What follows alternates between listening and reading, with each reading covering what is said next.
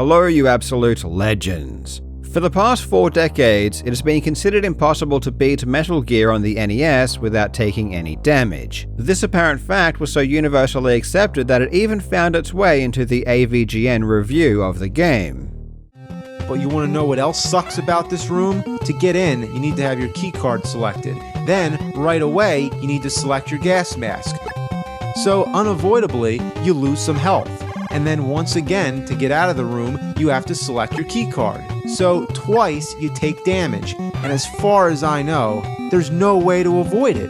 Aside from janky mechanics making it seemingly impossible to get through certain sections without taking a hit, there is one particularly difficult section at the very end where even the game seems to throw its hands up in the air and concede that you'll just have to run for it. And by run for it, what they really mean is traverse an entire electric floor that damages you 4 times every second. There is no way to skip this room. It's literally the last screen that leads right to the final boss encounter. This floor must be navigated, but doing so will lead to not just 1 or 2 hits, but many. To me and everyone else who has ever played this game, this seems to be an insurmountable challenge. But of course, we are mere mortals. Impossible challenges have been completed before, especially by the hero himself, Slackinator, the man who was also the first person to beat Ninja Gaiden without taking damage. 3 years ago, Slackinator would post this message to the speedrun.com forums, stating that he was looking into a no-damage playthrough. And 3 years later, in July of 2026, it finally happened, with Slackinator becoming the first person ever to beat Metal Gear completely damageless.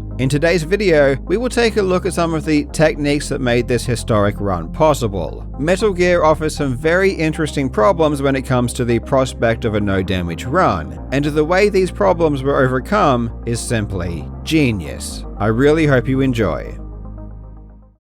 Now legends, if you're anything like me, that means 1, you could probably use some cash right now, and 2, you spend a decent chunk of your time playing random games on your mobile. And if that's the case, today's sponsor, TesterUp, was made perfectly for you. TesterUp pays you to play games, which seems counterintuitive, but it makes perfect sense. Developers want feedback on their games, and what better way to incentivize game testers than to pay them? The process is simple. Just download the app, registration is quick and easy, it's completely free, and you can get paid up to $80 per app test. Once you do earn some money though, like I have over the past couple of months, payouts are extremely swift, happening within 24 hours via bank transfer.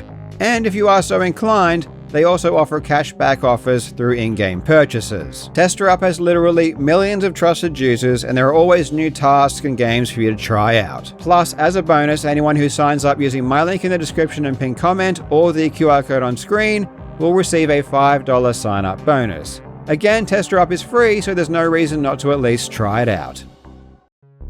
Released in 1998, Metal Gear Solid is undoubtedly one of the greatest and most influential video games of all time. It is frequently cited as popularizing the stealth genre, almost single-handedly creating a boom in that particular style of gameplay that would last a decade. When it was released, while I didn't even own a PlayStation myself, I knew of the game very well. The name itself, Metal Gear Solid, was so ingrained into gaming culture that it didn't even matter if you'd played it or owned it, you definitely, at the very least, knew that it was important. If it wasn't for Ocarina of Time releasing in the same year, Metal Gear Solid would have likely won Game of the Year many more times than it did. But what I didn't know until much later is that Metal Gear Solid wasn't even the first game in the series, and it's really not something that you could ever glean from the name itself. In fact, canonically, Metal Gear Solid is the 3rd game in the series, with the first 2 games originally releasing on the MSX2 console a decade earlier. Honestly, it is shocking how many of the early stealth genre staples were already so well fleshed out in the original games. It truly is a masterpiece. Many of the ideas featured within the PlayStation version were inherited from a game released all the way back in 1987. The only reason I had never heard of the original game is because the MSX2 console had no official launch in the United States or my home country of Australia.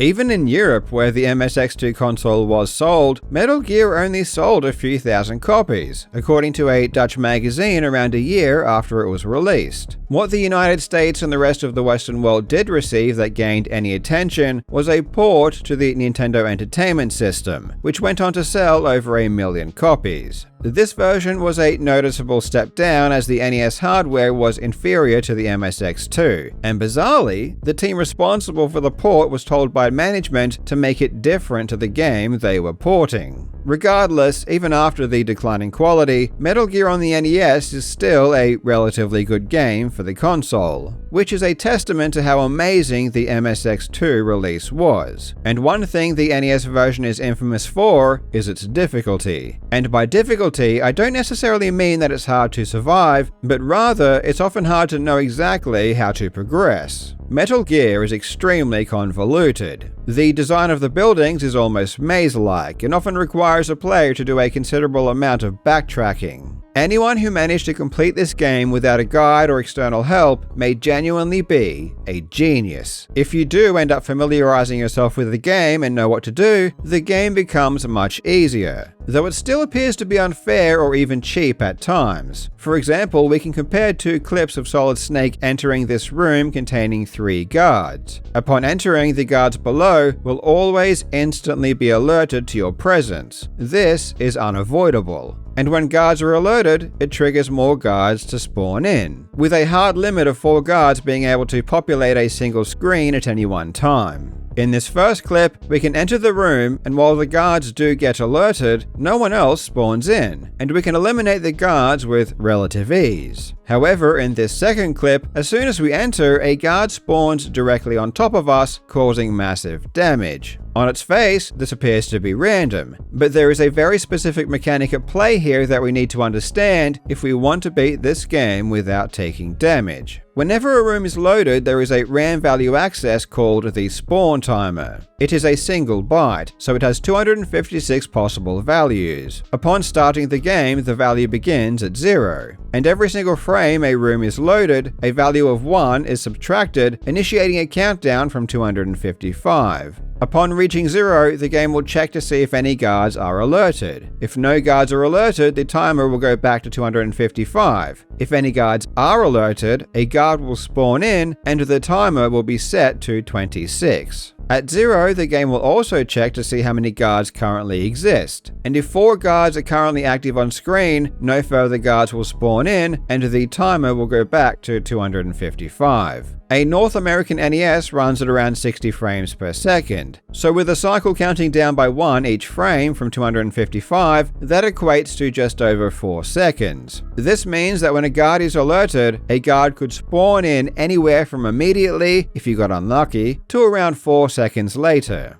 In this instance, alerting the guards is completely unavoidable, so rushing in like a hero will almost always result in getting hit from behind. Instead, we must enter from the side and wait until a guard spawns in, at which time we leave as soon as he does. We know that when the guard was spawned in, the spawn timer reset back to 26, which equates to less than half a second. So by waiting half a second in the adjoining room, where no guards exist to be alerted, the timer, when it does reach 0, will reset back to 255. Then if we go back to the problematic room after the timer resets, we will now have the entire cycle lasting around 4 seconds to eliminate the guards without fear of danger from the rear. Having intricate knowledge of how certain timers work and how certain game mechanics rely on these timers is essential, and when it comes to any potential no damage run, there is no timer that has a greater impact than the universal timer.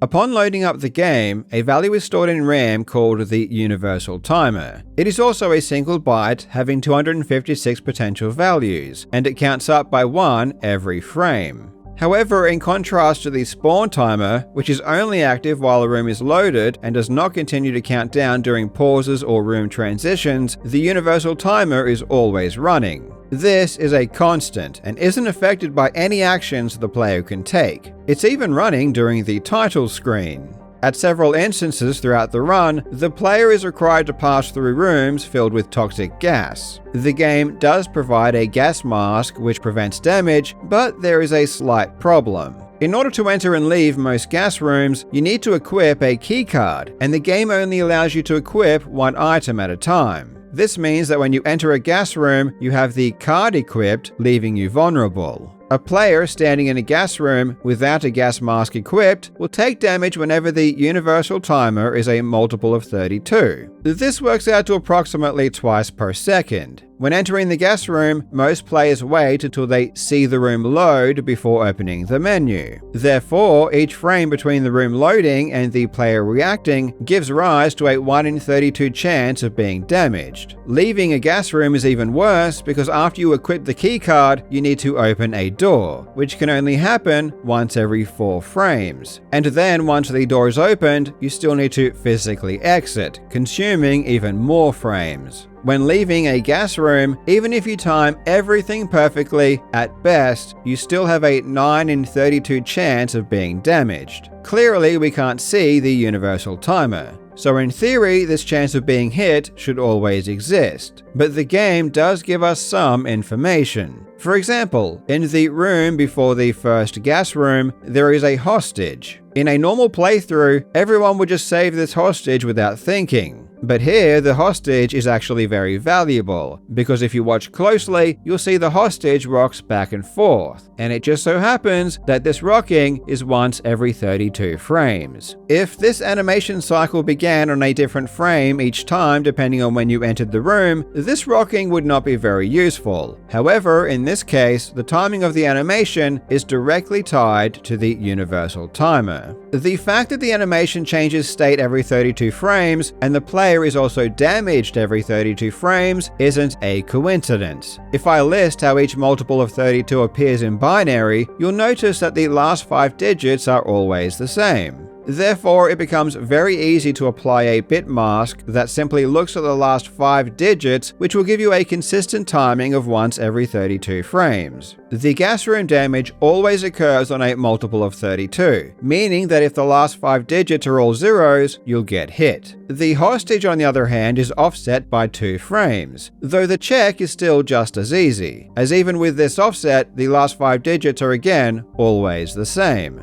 Ultimately, it doesn't matter when this animation changes state, the fact that it is tied to the universal timer and the offset is always the same allows us to use it to our advantage. Slackinator found that by opening the door and then timing his leave to just after the animation changes state, he would enter the gas room with a large enough window to access the menu and select the gas mask without being hit. And given that this window is almost half a second, even half of that is still plenty for anyone with a decent reaction speed. Also, it's important to mention that the transition time between rooms is always consistent, allowing for this trick to work. Once inside the gas room, now we have to worry about leaving. On screen, the only information that might clue us into the universal timer are the various gas plume animations. In this case, predictably, they also update once every 32 frames, tied directly to the universal timer. Each plume has its own specific offset, which again is still very easy for the game to process because it only needs to look at the last 5 digits in binary. Leaving a gas room is far more difficult than entering, because to leave you need to enter the equipment menu, then select the keycard, and then exit the menu. None of this menuing is bufferable, which means that you have to wait until each menu screen is displayed before navigating. Remember, the universal timer is always running, even through the menus, so if you do want to try and time your exit, your menuing speed needs to be well rehearsed, consistent, and perfected for it to do any good, which is exactly what Slackinator did. Slackinator chose this particular plume for his timing. He waited until it disappeared, though in theory you could use any change of state to be effective, and then he developed a specific speed to go through the equipment menu that would allow him to leave within the correct window. There really is no shortcut to getting through this. It necessarily requires a lot of practice. Now sure, finding consistent ways to get through the gas rooms is useful, albeit challenging. But really, theoretically, someone with no skill could also just get lucky. With enough attempts, anyone could make it through the gas rooms without any strategy. After all, technically there should only be around a 1 in 4 chance of being hit, leaving, or entering if your reaction speed is really good. And while historically people didn't understand how to avoid damage completely in the gas rooms, this wasn't really the sticking point that made the game seem impossible to beat without taking damage. It was something else and far more concrete that made a damageless run truly impossible. And we aren't talking impossible in the sense that you seem to get unlucky sometimes. We are talking flat out, no luck, no chance, you are certainly going to get hit. It's time to talk about the electric floor.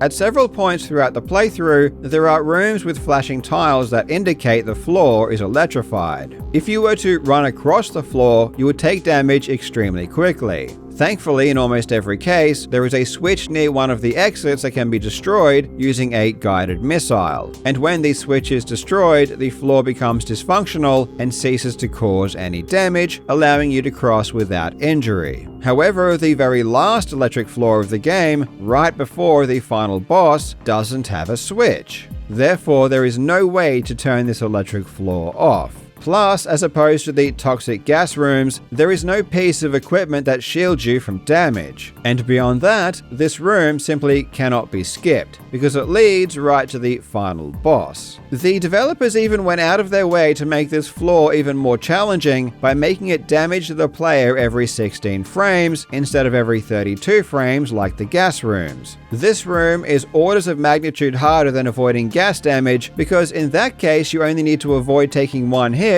before equipping the gas mask, and then you're totally safe. And then when you leave a gas room, not only do you have a full 32 frame window, but again you only need to avoid a single hit. With this electric floor, if you were to simply run across, you would get hit dozens of times. The tool-assisted speedrun doesn't provide any practical help either. It does cover most of the floor without taking damage, but it does so by doing this.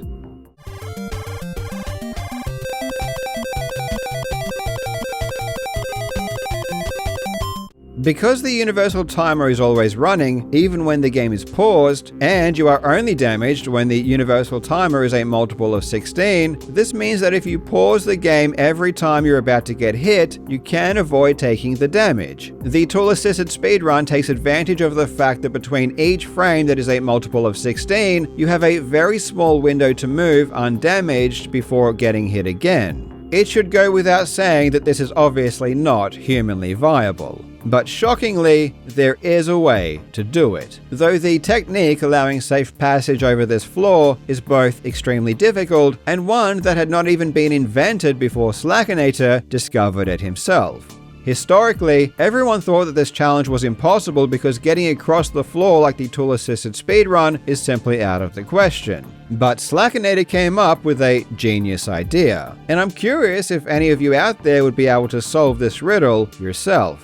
Once again, as with the gas rooms, the game does provide some information, because the color of the tiles change, and the frequency the colors change is once every 16 frames. Still, this doesn't seem like it would help much. I mean, just look at how fast the color changes. No human would be able to use this information to frame perfectly pause and unpause to avoid damage. This would equate to 8 presses per second, all timed perfectly, while watching the floor and directing the player to the other side. It's just not feasible. However, there is a different method that can be used that just might work. We know that the universal timer continues to run even when the game is paused, so it stands to reason that there isn't exactly a rush to get to the other side. We can simply stand on the electric floor, and as long as we don't unpause, we will be safe.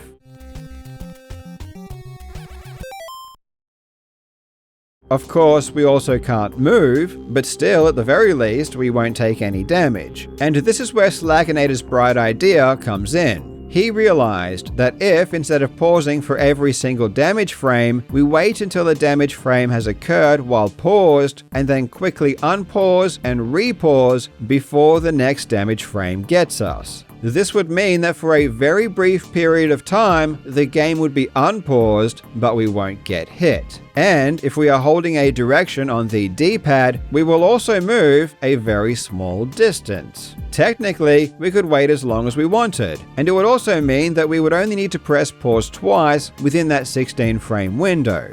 Just as long as we paused again before the next damage frame, we would avoid damage. At this point, we had a method of moving across the floor that seemed at least theoretically possible. Let's say our unpause and pause were 6 frames apart. That equates to a speed of 10 presses per second. Slackinator did 15 presses per second when taking out the final boss in Ninja Gaiden, so this speed is clearly achievable, at least for him. But now comes another problem. While the game is paused, the colors of the floor don't change, so it's impossible to use the changing of the colors to know when the damage frames occur. Most people at this point would give up immediately, but again, Slackinator had a brilliant idea. We know the floor damages us every 16 frames. We also know that the color of the floor changes every 16 frames. And we know that the NES runs at 60.0988 frames per second. Thus, an interval of 16 frames equates to 225.3705 damage frames per minute. We can then translate this into beats per minute, and any musician out there will know the perfect tool to take advantage of this information: a metronome. By closely watching the changing color of the floor and starting a metronome at the correct time, we can create an auditory cue of the damage frame. 225 beats per minute was a bit too quick for Slackinator's liking, so we simply halved it to 112.69, but the result is the same.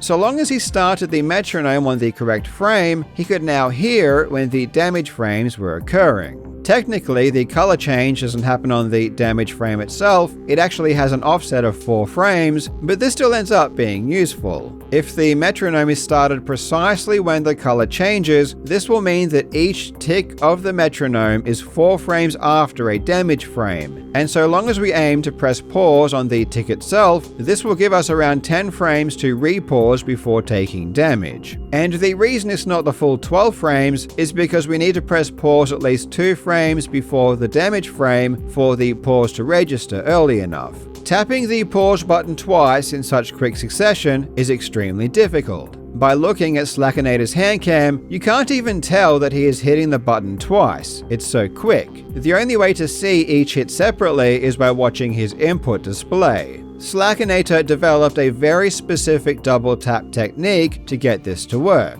Really, everything about this strategy is very hard. If you start your metronome even slightly too early or too late, you'll fail. Like this particular run, where Slackinator took damage immediately upon entering the floor.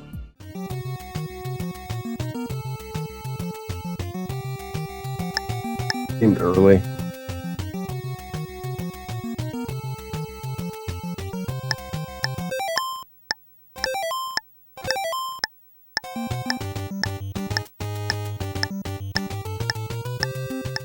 In order to cross the electric floor and reach the exit without taking damage, your metronome needs to be timed with extreme precision. And then you need to perfectly double tap start to unpause and pause within around 1/10 of a second, more than 60 times in a row. A single mistake and the run is dead. And to make things worse, this is just before the final boss fight, over an hour into the run. If this were anyone else in the world, they wouldn't even bother trying. But Slackinator is on a mission to beat every classic Nintendo game in perfect fashion. And on the 1st of July 2026, after months of practice, he would achieve this run.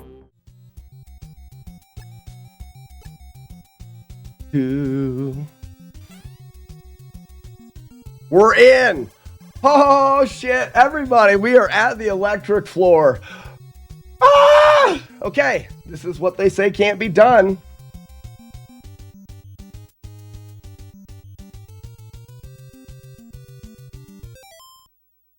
A little bit of practice.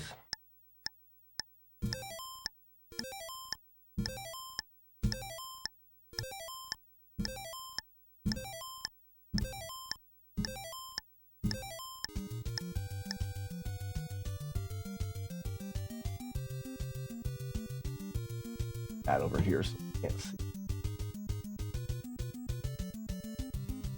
Just got to line it up right. This needs to be as close to frame perfect as it can be.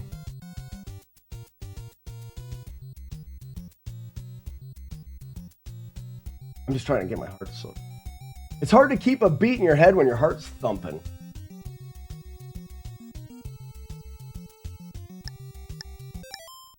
That felt late.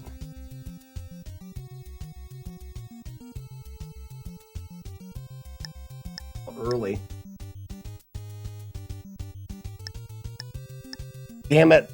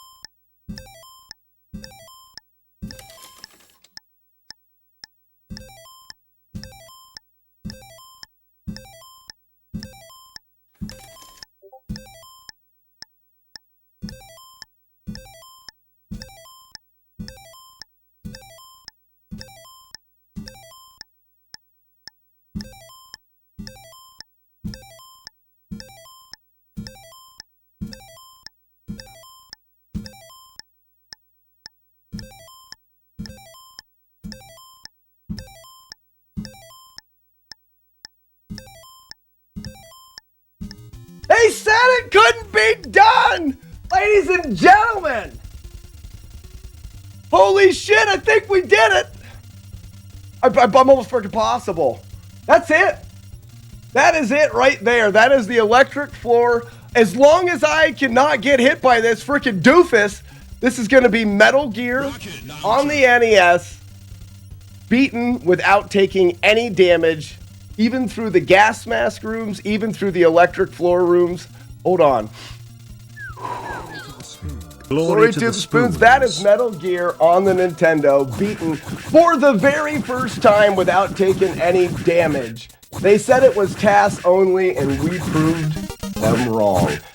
I absolutely love this accomplishment. I truly believe if Slackinator didn't find a way to get through the electric floor and actually spend the time to practice and pull it off, no one else would have. This puts a cap on yet another game that was previously thought to be impossible to beat without taking damage for decades before Slackinator proved everyone wrong. Of all of the games that Slackinator has beaten without taking damage, this is probably my favorite, because it didn't just require skill, it required an out-of-the-box strategy that even myself probably would have never thought of in a million years. A huge congratulations to Slackinator for his achievement. Please go and follow him on Twitch, where all of his efforts are streamed live, and I will also link the full run in the description. And a huge thanks to Dunius. It was your Lua script that allowed me to show the in-game values. Thanks for watching, you legends. I hope you're having a fantastic day, and I will see you in the next video.